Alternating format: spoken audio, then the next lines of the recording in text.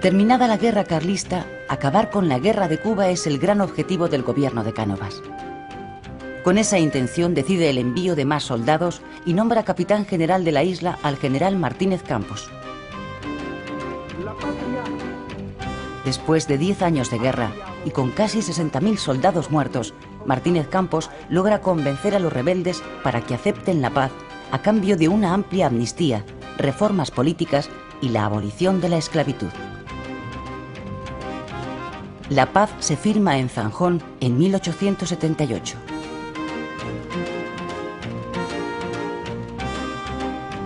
El general cubano Antonio Maceo, que no acepta la paz, se va al exilio. Los independentistas pierden el primer envite, pero la semilla del nacionalismo ha prendido ya en gran parte de la sociedad cubana.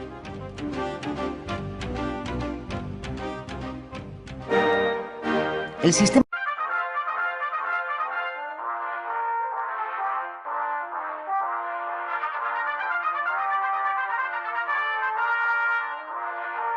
¡Extra! Estados Unidos declara la guerra a España. Léalo en la edición especial del Mundo. 25 de abril de 1898.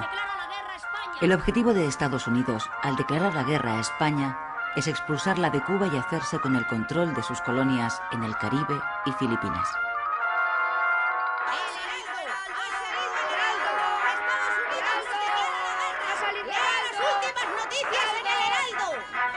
La noticia no sorprende demasiado en España, porque en cierta medida era esperada. Unos días antes, el gobierno de Estados Unidos había dejado clara su posición. Habría guerra si España no le vendía Cuba. El precio que ofreció por la isla fue de 300 millones de dólares. El gobierno español, aún siendo consciente de la desigualdad de fuerzas y habiendo hecho hasta entonces lo posible por evitar la guerra, declinó la oferta.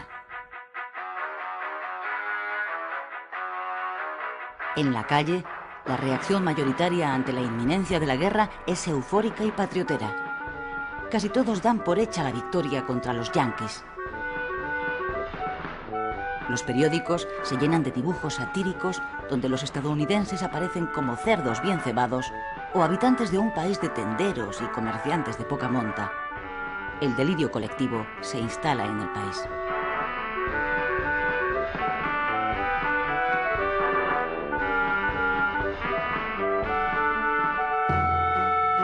La realidad es muy diferente.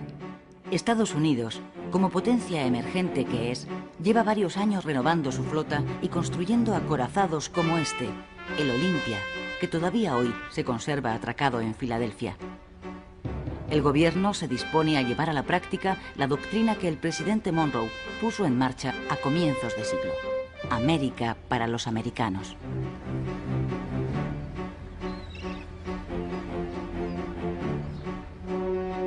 Cuba y Puerto Rico están a las puertas de Estados Unidos y al gobierno de Washington le venía molestando desde hace años atrás la presencia de una potencia extranjera cerca de sus costas. Sus intereses se vieron favorecidos a partir de 1895 con el estallido de una nueva sublevación nacionalista en Cuba.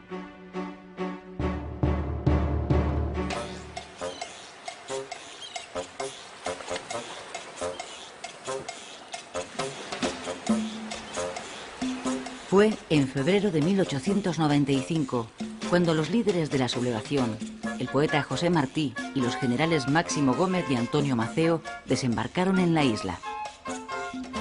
Los tres habían vivido exiliados en Estados Unidos, donde habían conseguido apoyo político y financiero.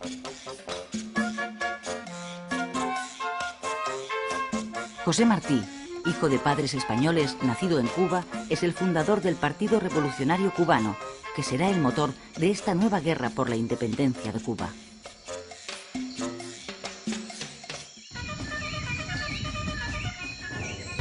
Un mes después de su desembarco, Martí moría en una de las primeras escaramuzas de su ejército contra las tropas españolas.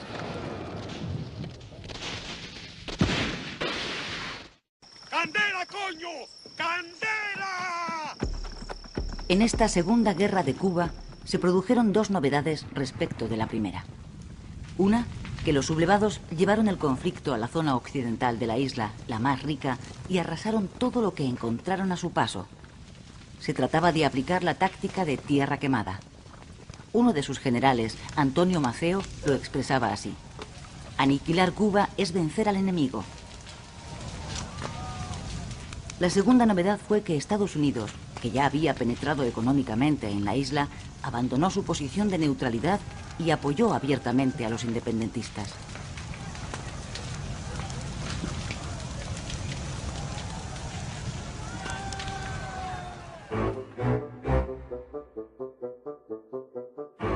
El estallido de la guerra en Cuba produjo efectos inmediatos en la política española. El primer ministro, el liberal Sagasta, presentó su dimisión. Le sustituyó una vez más Cánovas, líder del Partido Conservador. Ambos políticos estaban de acuerdo en que la autonomía de Cuba era ineludible, pero discrepaban sobre la fórmula más adecuada para ponerla en marcha. Cánovas sostenía que la paz tenía que ser previa a las reformas.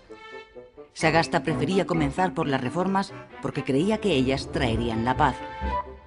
En lo que sí coincidían ambos era en que había que agotar todos los recursos humanos y económicos en defensa de la colonia. Dimitido Sagasta, Cánovas nombró al general Martínez Campos, conocido como el pacificador porque había puesto fin a la anterior guerra de Cuba, nuevo capitán general de Cuba, con el encargo de buscar la paz por la vía del pacto. Pero su estrategia de pacificación fracasó también. El proceso de independencia estaba en marcha sin freno posible.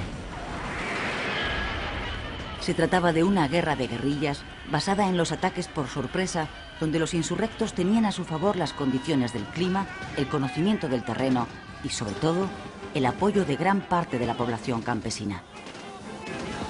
A los pocos meses de iniciarse la sublevación, los rebeldes habían extendido la guerra por toda la isla y llegaban a las cercanías de La Habana.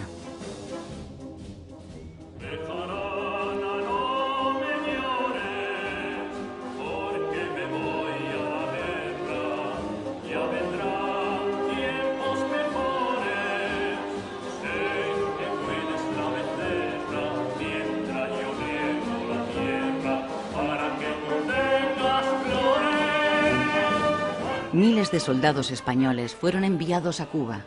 Las despedidas se convirtieron en manifestaciones de entusiasmo en medio de un clima de euforia nacionalista.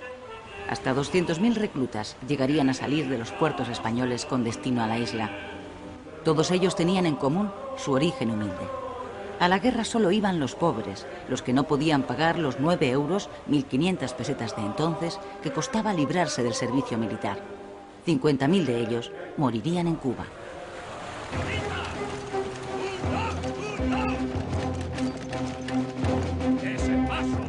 ¡Ese paso, inútiles!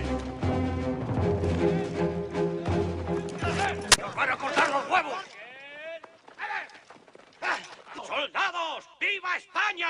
¡Viva! ¡Viva Cuba española! ¡Viva! Fracasada la vía de la negociación, Cánovas nombró al general Valeriano Bayler nuevo capitán general de Cuba. Bayler, que gozaba de gran popularidad en España, fue elegido por su reconocida capacidad para responder a la guerra con la guerra. Don Valeriano Bayler. El gobierno necesitaba ganarla lo antes posible, ante el temor de una intervención de Estados Unidos, que de momento se estaba limitando a apoyar a los rebeldes.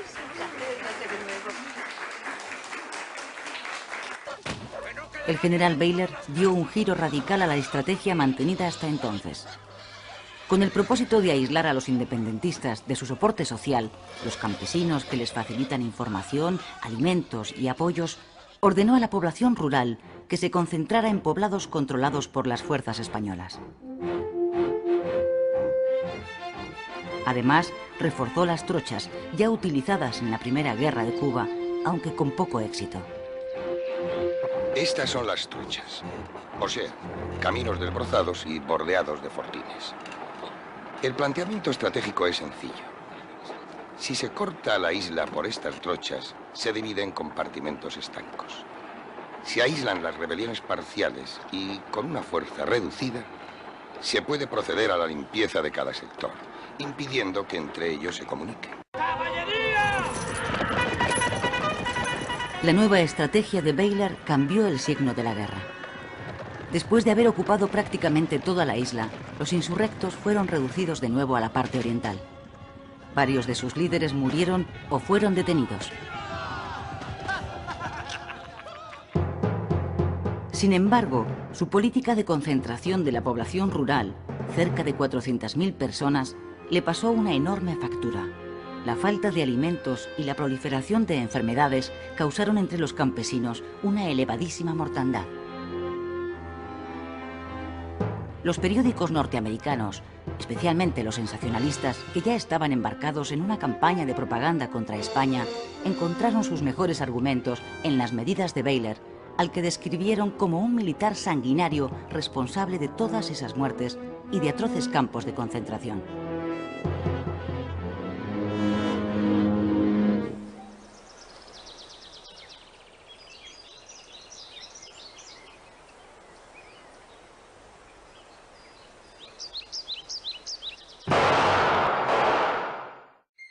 Agosto de 1897. El presidente de gobierno, Cánovas, es asesinado en el balneario de Mondragón, donde veranea. El autor es un anarquista italiano que actuó solo. Todavía hoy continúa siendo un enigma quién estuvo detrás del magnicidio. Algunas fuentes dicen que fue una venganza por la ejecución, poco tiempo antes en Montjuïc, de 5 anarquistas condenados por el atentado de la procesión del Corpus en Barcelona. También se ha especulado con la posibilidad de que interviniera alguna trama con intereses en la crisis de Cuba.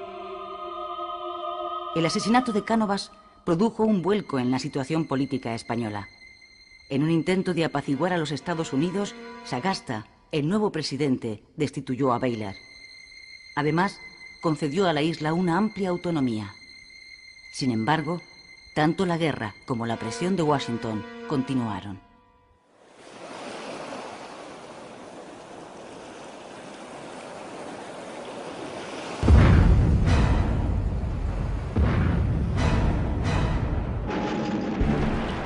La explosión del acorazado norteamericano Maine en el puerto de La Habana, donde murieron más de 250 tripulantes, aceleró los acontecimientos. El buque había llegado unos días antes para proteger los intereses de Estados Unidos en la isla.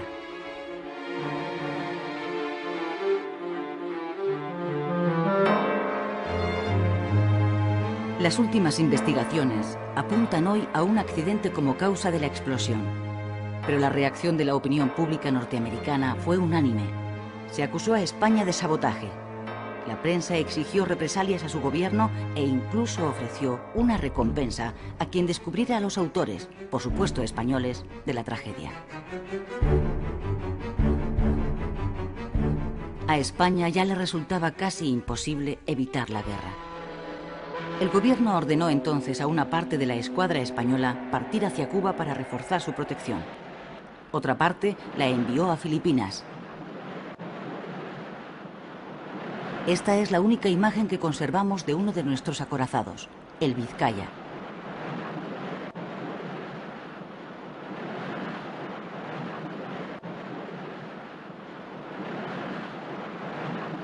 ¡Extra! ¡Extra! ¡Estados Unidos declara la guerra a España! ¡Extra! ¡Extra! Con la declaración oficial de guerra a España, en abril de 1898, Estados Unidos se dispone a poner en marcha su proyecto imperialista. Al gobierno español, consciente de la desigualdad de fuerzas, no le queda otra solución que aceptar el duelo, presionado también por el clima ultranacionalista que domina al país. El 1 de mayo de 1898, España sufre la primera derrota. En Cavite, Filipinas, la flota española es literalmente barrida por la norteamericana. Esta es la bocana de la bahía de Santiago de Cuba, donde tiene lugar el 3 de julio la batalla decisiva de la guerra. Dentro está la flota española mandada por el almirante Cervera. En contra de su opinión, Cervera da la orden de salir. Obedece órdenes del gobierno. Fuera de la bahía, la flota norteamericana espera.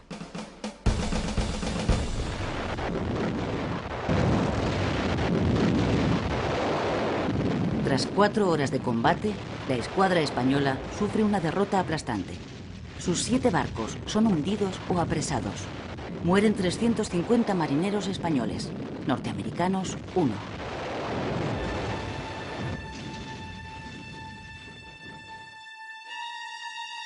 Así quedó el Vizcaya, uno de los 4 cruceros acorazados de la flota de Cervera después de la batalla.